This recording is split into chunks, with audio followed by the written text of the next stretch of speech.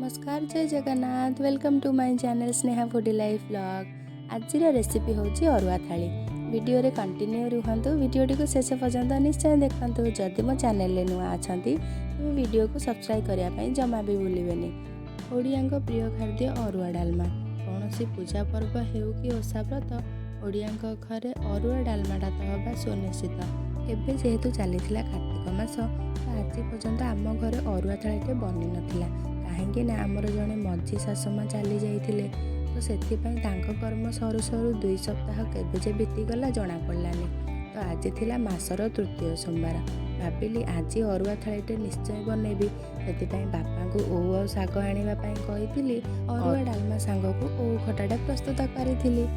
अरुआ डालमार जो शांति थाए ना सांग मैंने आउे भी न थाए कहीं शुद्ध शाकाहारी खाइबाटे से तो कार्तिक मासरे पूरा सादा सिंपल खाइबा खाती कहीं पवित्र मास सहित मन प्राण पेट सबको पवित्र कर दे थाए। एपटे पोटल आलू भजा को बसई से हलदी लंका गुंड और स्वाद अनुसार लुण दे भाजवाई छाड़ी देती।